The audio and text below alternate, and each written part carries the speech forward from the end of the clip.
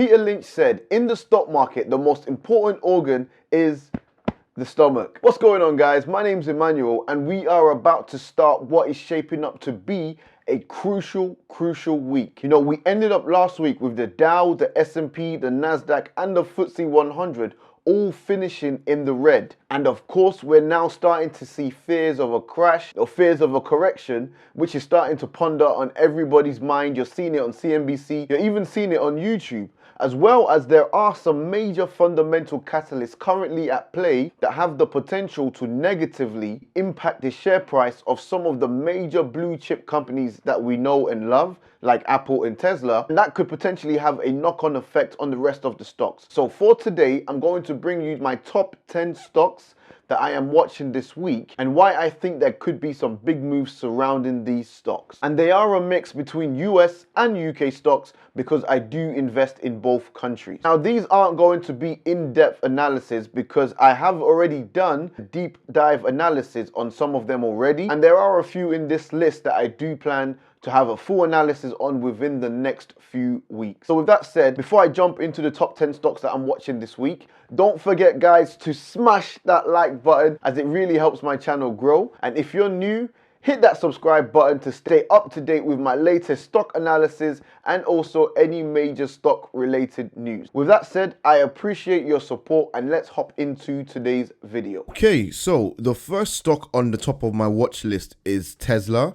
Ticker symbol is TSLA, and the reason why they're on the top of my watch list is simply because it was announced on Friday that Tesla was excluded from the S&P 500. Now, it's no secret that a lot of investors had invested in Tesla on the anticipation of the S&P inclusion, and the fact that it hasn't happened this time around, I think will cause more weak hands to sell their Tesla stock. So the article reads, Tesla excluded from the S&P 500 reshuffle, despite being worth 9 times all 3 new firms combined. It says Tesla has been excluded from the S&P 500 reshuffle, despite being worth 9 times more than all 3 new companies being included in the index combined. Over the last few months, Tesla has been rumored to be included in the S&P 500 after it achieved the requirement for eligibility. And the main requirement that they were talking about here was for Tesla to have 4 successive profitable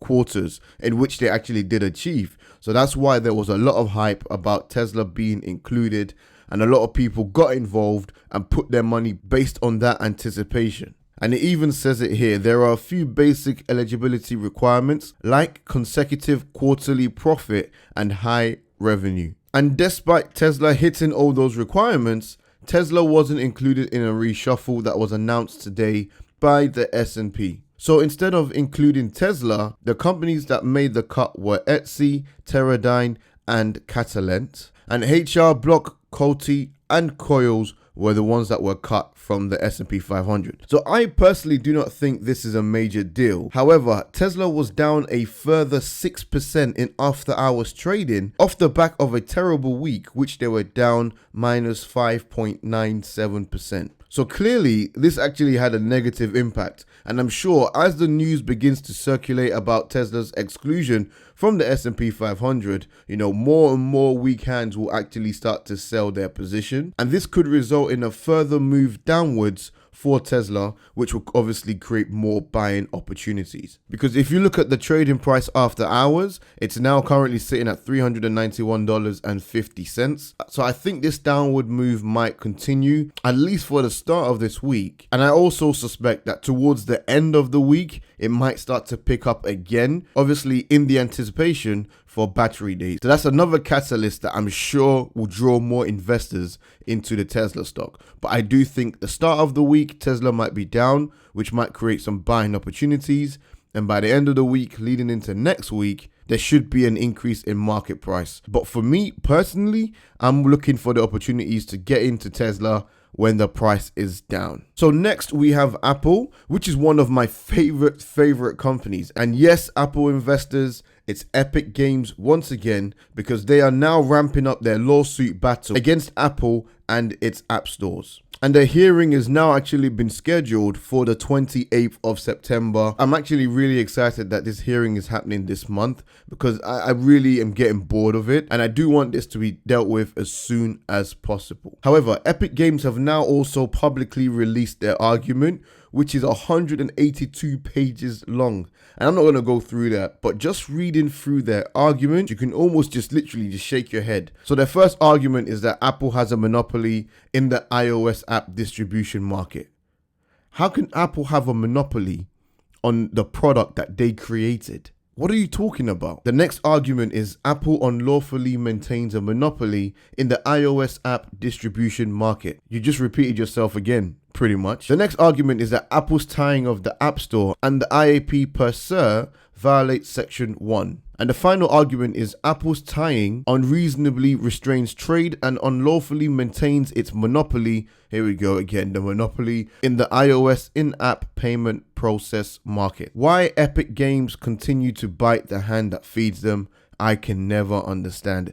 They pretty much just got greedy in my opinion, but here is their official argument, and if you do want to read it for yourself, just send me a message. I'll be happy to share the link with you. However, I think all of this is just a massive inconvenience for Apple, but I do wish Epic Games all the best. Now, the only thing that I didn't really appreciate was the fact that one of my other investments, Microsoft, has decided to join the court battle and also side with Epic Games. And I'm thinking to myself, yo, Microsoft, you need to focus your attention on your own TikTok acquisition and leave Apple and Epic Games alone. Stay out of it. Mind your business, Microsoft, please.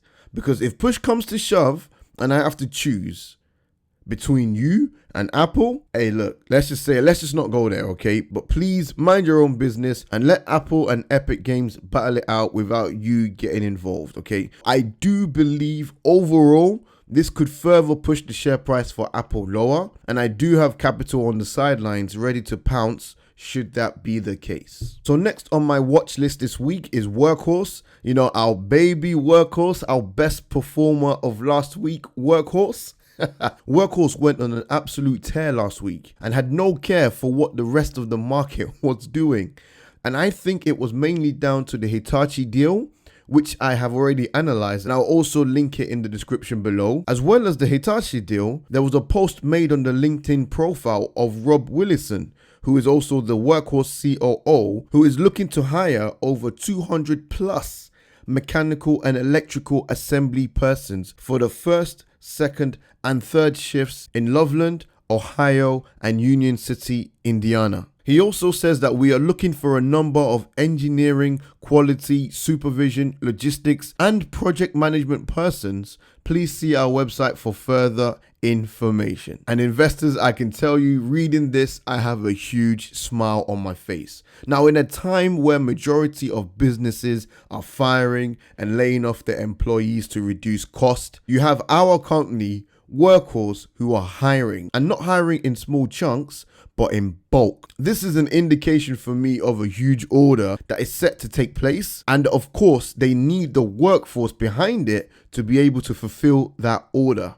So the question is, and the excitement bubbling up is that, are they talking about the USPS contract deal? There's a huge probability that that might be the case. But nonetheless, as a Workhorse investor, it's extremely exciting to see that they are now ramping up their production and also hiring more and more experienced mechanical and electrical assembly persons. So they are absolutely on my watch list this week. So the next two stocks on my watch list are my UK house builder investments, and they are Taylor Wimpey and Persimmon. Now, from a portfolio performance perspective, Persimmon has been absolutely massively outperforming Taylor Wimpey. However, they were both in the news this week for an alleged leasehold trap, okay? The article reads, 4 of the UK's largest house builders are being investigated after troubling evidence was uncovered over the way leaseholds were sold. So alongside Persimmons and Taylor Wimpey, you have Barratt Developments and Countryside Properties, who are all being investigated. The article reads that buyers have argued that they were caught in a leasehold trap with rising ground rents and unfair fees. The CMA, which is the Competition Markets Authority, has demanded information from the developers, and this could actually also go to courts. And also, the chief of the CMA said it's unacceptable for housing developers to mislead and take advantage of home buyers. Everyone involved in selling leasehold homes should take notes. If our investigation demonstrates that there has been mis-selling or unfair contract terms, these will not be tolerated. The watchdog said there was further troubling evidence of potentially unfair terms and mis-selling. So I'll be monitoring this closely this week, for any further developments, because I do think as this gains more publicity, again, this could cause a negative move. And I'll be happy to pick up more shares in Persimmon, especially if my position goes into the red, because currently it's still in the green, whereas Taylor Wimpey is already in the red. And if it does decline even further and gets ridiculously cheaper as a result of this investigation, then of course I'll decide to pick up more shares. So the next stock that I'm watching closely this week, and I might actually do a video on this new SPAC, and it's Kensington Capital, and the ticker symbol is KCAC, and they will be merging with a new electric vehicle company that's called QuantumScape. Now, admittedly, I haven't done a ton of research on this company, but I was alerted to the merger when we saw the price of Kensington Capital Corp, as it ran from $10 a share to $22.50 a share, which is over 125% return, which is of course becoming a bit of a norm for these EV mergers. So I do plan to do a full analysis on QuantumScape at some point this week, or if not at some point next week, but I do plan to keep an eye on this stock price throughout this week. And last on my watch list this week is HYLN, which is expected to be merging with Tortoise Acquisition Corp,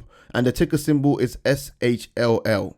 And the article reads that according to a filing with the SEC, the deal could be concluded in September. So we are already into the second week of September, which means, according to this article and according to the SEC, we are drawing closer to this merger. And based on the current 30% run of the share price last week, there is sure to be further excitement from investors over this. And for full disclosure, I'm still not invested in this company just yet, but it could become very interesting from a speculation play point of view, in particular if the stock price actually suffers a sharp pullback, because remember, HYLN is incredibly volatile and there could be a pullback soon. Okay, so that concludes the top 7 stocks that I am currently watching this week. Remember, the most important organ in stocks is the stomach. The US stock market is closed today on Monday, so you have enough time to relax, reflect on your portfolio, and also review your thesis for investing in each company in the first place. And if you find that the companies have deviated from your thesis, then it might be a good time to consider your position before a correction takes place. But ultimately, make sure you do your own due diligence and your own analysis before you decide to invest in any stock or in any company. Remember, I am not a financial advisor. I just love researching and also sharing my research with you guys. All the links to help you with your investing are in the description below, including some books that I highly recommend. With all that said, guys, don't forget to smash the like button, hit the subscribe button and the notification bell if you want more content from me. Thank you so much for watching, and I'll catch you in the next one. Peace.